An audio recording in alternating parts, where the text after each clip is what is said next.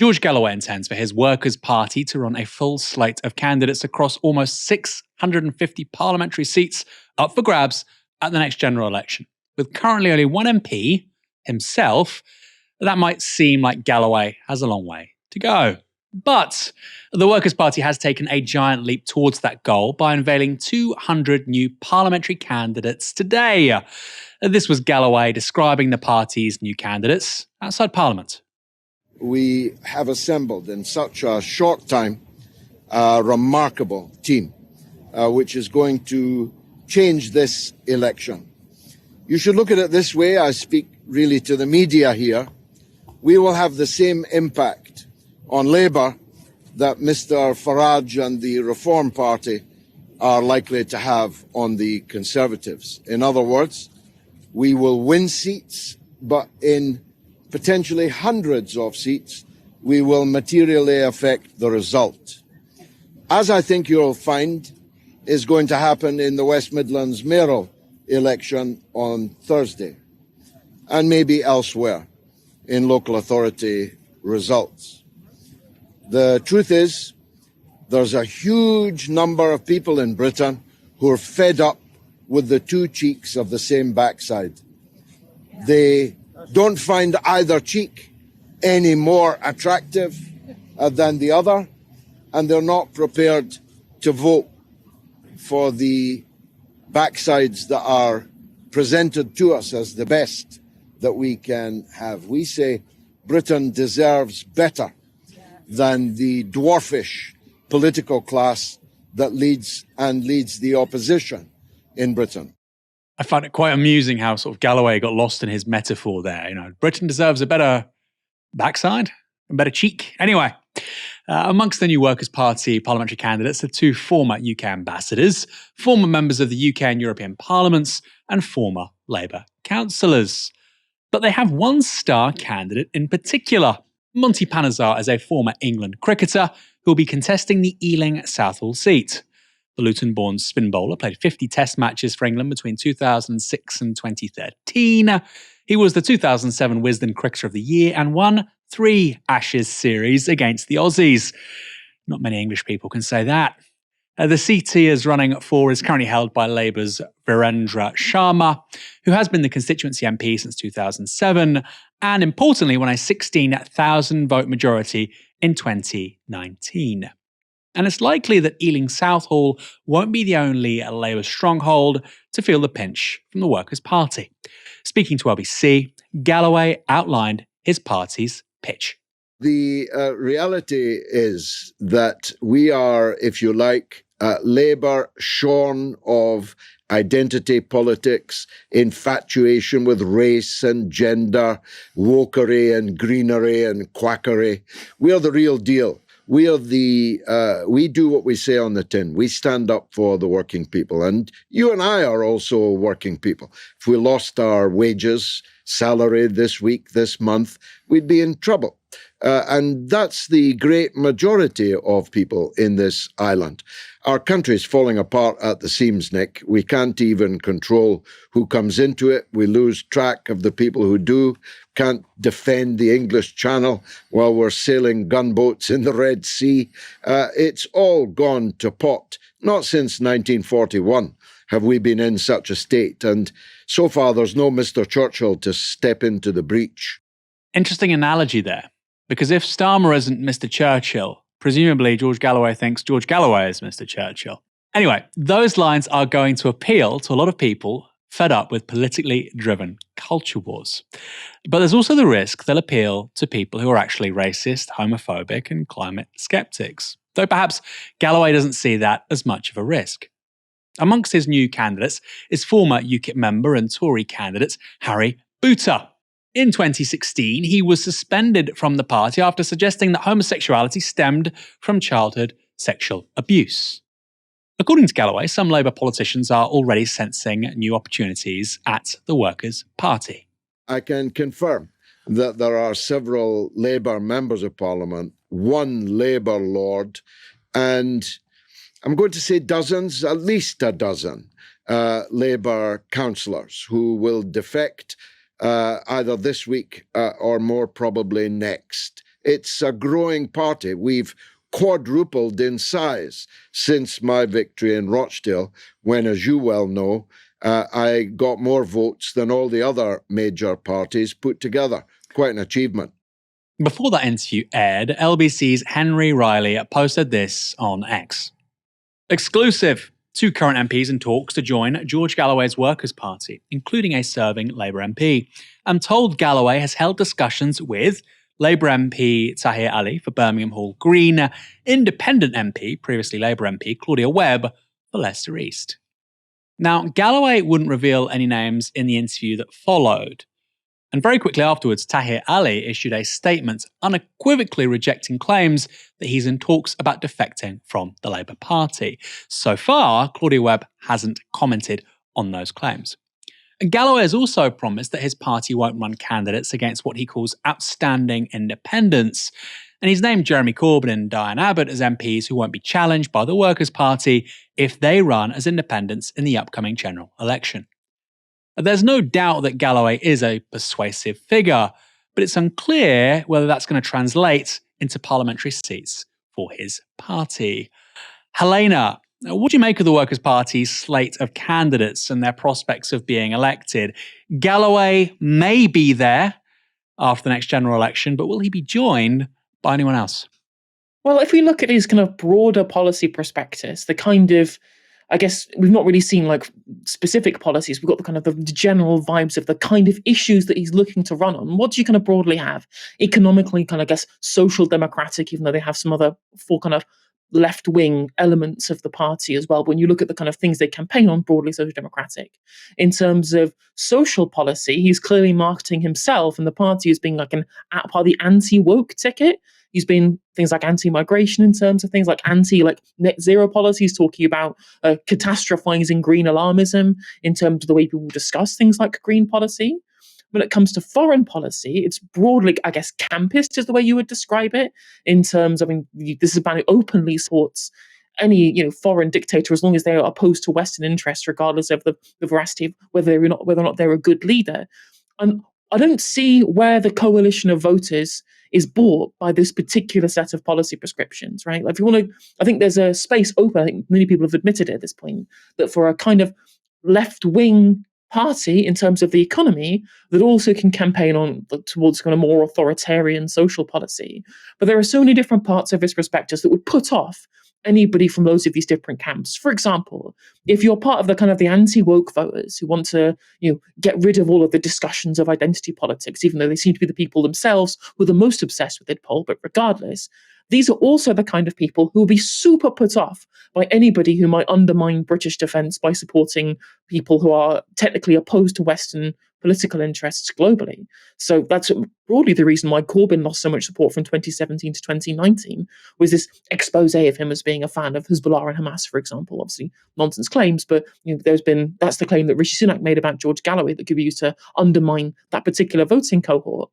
And those of us coming from a socialist perspective, for example, on the economy, would immediately get put off by the kind of climate skepticism, those kind of claims that you've seen from him in regards to policy as well. So there's not a broad coalition there either. Very funny that one of his candidates that spoke at his launch event there talked about, we need to bring back industry to the deindustrialized areas of the north and those kind of areas. And I'm like, yeah, I 100% agree, but that's not coming back in terms of just regular commodity production. That's long gone. The industries of the future are going to be large-scale green investment. And if you're going to be a anti-net zero party, or at least be a skeptical of net zero, then where's the investment going to come for these jobs, which are going to have to be green jobs? And this doesn't make sense either. And on top of that, if you're going to be part of this kind of socially conservative background, how are you ever going to get the broad support of the kind of Corbyn era of politics, who are broadly incredibly socially progressive, which is diametrically opposed to the kind of politics that George Galloway represents?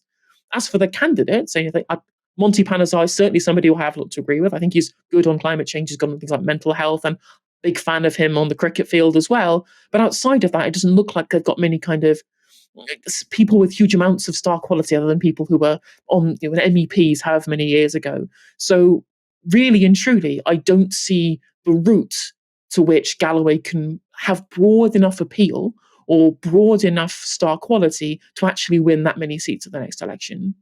Yeah, I'd agree with that. I don't think they're going to win many seats. I think George Galloway keeping his seat would be an extraordinary accomplishment. It's very unusual to win a seat in a by-election as a non-legacy party and to keep it. If they add to it, I think if they got 2 seats, that would just be mind-boggling, And I think the big challenge really with Galloway, looking at the experience of Respect, the political party he was involved in response to the Iraq War, is can they keep it up? If this is going to be a coherent political formation, which has 2 seats after the general election, and then they have, a bunch of second places, a bunch of third places, they'll contest those again in the election thereafter. You can become a national political party. That's possible. But with Galloway, history indicates that he's like a shooting star. You see him, but then he sort of disappears from view. That may not be the case this time, but that's the tendency we've seen historically. Also on the opportunist sort of label he gets, this is what I find particularly interesting with Galloway, is that on certain issues, he is absolutely principled. He was involved in Dundee politics when Dundee twinned with Nablus in Palestine in, I think, 1980. That was part of his initiative in Dundee. So he's clearly cared about Palestine and the politics of that region for decades. I don't think he's what they call a grifter. I don't think he's a grifter on Palestine at all, actually. But there are some other areas where, I do think he's very opportunistic. So very high integrity on some things, and I think the opposite on others, which is unusual, right? People are either one or the other. There's one sure sign that George Galloway is set to be a disruptive force against centrist politics, however, and that is because the media is already spooked. On Good Morning Britain, Galloway was asked about remarks he once made about Saddam Hussein. Were you right about Saddam Hussein when you said to his face in a meeting with him, this monster, this tyrant, that you respected him and that he was indefatigable? I mean, everybody makes mistakes. I'm just wondering if you look back at your political career, if that was one of them. Well, I've made lots of mistakes, but not that one. And that jibe doesn't quite have the sting it used to. It's not a jibe, it's reportage. It's what happened. You sat with him in the same room, opposite him in a chair, and you described your respect for him, and you said that you saluted his indefatigability. Yeah. Now, that's congratulations not that's what for you said. getting it right. I was speaking about the Iraqi people, and it was 25 years ago. You might have found some newer cuttings to throw at me. And but George Galloway, I did find sting. a newer cutting, which was from Rishi Sunak, and you dismissed that as well. So can you... I think everyone's dismissing Rishi Sunak. Nothing he says is of any value. He might not even be there. You dismiss every question that you ask. He might not even be there. Okay, he is the Prime Minister of this country. On what you just said. You were not, I'm sorry, I've seen the tape of that meeting with Saddam Hussein. You were not talking about the Iraqi people. That may have been something you referred to later. Do you mean the tape from 1993? It doesn't matter when it was, it's on tape. Well, you've already asked me in this studio about that many times. About the Iraqi people, you weren't. You were talking about Saddam Hussein, who's a monster. It was a monster. Do you want to speak about 2024 and the upcoming general election? Mr. Galloway, background's important. 30 years ago, when it's important. In this studio, I have spoken about this decades ago. That was Galloway getting the same treatment we all had to witness being dished out to Jeremy Corbyn. But unlike Corbyn, Galloway fought back. The British people are in a state of crisis. Our country can't even defend its own border. It can't even keep control of the thousands of people who have arrived here illegally. The NHS is in total crisis. Our country's falling apart around our ears, and you want to talk about something that happened 30 years ago? For my MP, and I learned, or was reminded, that he had once cozied up to Saddam Hussein, it would give me pause for thought. I think it's worth reminding people that happened. Well, I was right about Iraq. You weren't right about Saddam. It's you that was miserably wrong. What do you mean? You've got cuttings on me. I've got cuttings on you. You parroted your support for a war that turned into an absolute cataclysm. Yet you sit there as if none of it ever happened. Who watches the watchers? We know the answer is George Galloway. For the record, what he's saying about Saddam and those very famous comments now about indefatigability, at the time, they were misreported. From what I've seen, subsequent reportage, Galloway's own comments in 2004, he was making those comments about the Iraqi people. He did protest the conduct of the Iraqi government in the 1980s, and he was very critical of both the US and the UK supporting Iraq in the Iraq-Iran war. So I think Madley's being very unfair there. But with Richard Madley KO'd, it was the turn of Susanna Reid to have a go. I know your war record. Standing for Parliament, not Richard Madeley. So why won't you answer the question? About Iraq 30 years ago? Yes. This is absurd, preposterous. And you're reminding me all over again why I stopped coming here. Because this banality, this triviality, this fetishization Okay, of so you press won't cuttings. answer questions about a few weeks ago, and you won't answer questions about a few 30 years ago. I'm here to talk about Why don't we ask Britain. you, what is the question you would like to ask yourself? I'd like to ask myself, Yeah. and wish you had asked me, about Monty Panesar, the famous left-arm spin bowler, Right. English cricket ace, who's standing for Parliament for us in Southall. That's interesting and current. This is liquid Galloway. This banality, this triviality. And then he talks about the 2007 Wisden Cricketer of the Year, Monty Panesar, who'll be standing for his new party. He keeps things interesting. Look, there's so much to talk about here. I think actually it is pretty remarkable that of all the politicians attacked for their political positioning in regards to Iraq, he opposed the sanctions on that country, which, by the way, destroyed Iraq in the early 1990s, and he opposed the 2003 invasion. Of all the politicians to criticize in this country with regards to their position on Iraq, Galloway would absolutely be at the back of the queue, unless, of course, you work for the British media. Now, let's see where things went next. That's interesting and current. That is interesting and current. I'd like to take you back to something else that's interesting and current, and that is what our own Prime Minister said on the steps of Downing Street when you were elected member for Rochdale. It is beyond alarming that last night the Rochdale by-election returned a candidate who dismisses the horror that happened on October the 7th, who glories Hezbollah, and was endorsed by Nick Griffin, the racist former leader of the British National Party. Well, what am I? And I asked you, am I the Muslim candidate? Richard asked me off camera if I was a practicing Muslim. Yes, based on... I'm a practicing Roman Catholic. That's how good his press cuttings are. I was referring you to your online profile, which talks about your conversion to Islam a number of years ago. Well, I was simply asking if that was still a part of your life. False. Still a part of my life. I'm just asking. It's never been a part of my life. Then why is that? I'm a Roman Catholic in good standing. Okay? Why do you think that profile is there on many, many websites that you converted to Islam many years ago? I don't know. It's probably running out of the same school as Rishi Sunak's false statements standing on steps in Downing Street. Isn't the key word, Susanna, elected? Yes. I got more votes than all the other parties put together. Yes, but my question wasn't how many votes you got. My question was which of those statements by Rishi Sunak is wrong? All of them. Well, I don't dismiss the horror of what happened on October 7th. Good. It's completely baseless. Good. I don't glorify Hezbollah, and I wasn't endorsed by Nick Griffin. Make up your mind, am I the champion of the Muslims, or am I endorsed by a guy who hates Muslims? And Nick Griffin tweeted in February this year. He issued a tweet. Get out and vote for George Galloway today. He's not perfect, but it's the best way by far to stick two fingers up to the rotten political elite and their fake news media cronies. I didn't say you were responsible, George Galloway. Why are you putting it to me? I said, what was wrong about the fact that you were endorsed by Nick Griffin, the racist Susanna former Reid leader of was the his BNP? favourite television presenter. I would absolutely reject that endorsement. As I absolutely reject it. Yeah, good. As I did. Well, so there we go. We finally got to the end of the first question we asked you 10 minutes ago. I like Susanna Reid, but these people make absolutely no sense. If Tommy Robinson said you were his favourite presenter, or Nick Griffin said he was your favourite presenter, what would you do? I would absolutely reject what? Reject the assertion that you're their favourite TV presenter? What on earth are you talking about? And I have to say, I know that Galloway elicits all kinds of responses from all kinds of people on different issues to different extents. Like everybody has an opinion on George Galloway, right? He's one of those people, a bit like Farage.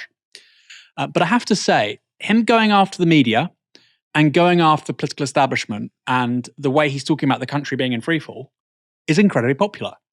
I don't agree with what he's saying about border control and small boats, etc. I don't agree with that. But there'll be many, many people who are actually looking at reform who think, this guy's talking lots of sense. Now, are they going to vote for the Workers' Party? I don't think so. But it's going to recalibrate the political conversation to a significant extent. George Galloway wasn't finished, though.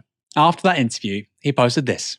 If I believed everything I read on the internet, I'd think Richard Madley stole 2 bottles of champagne and was a shoplifter. He isn't. He just forgot to pay for them.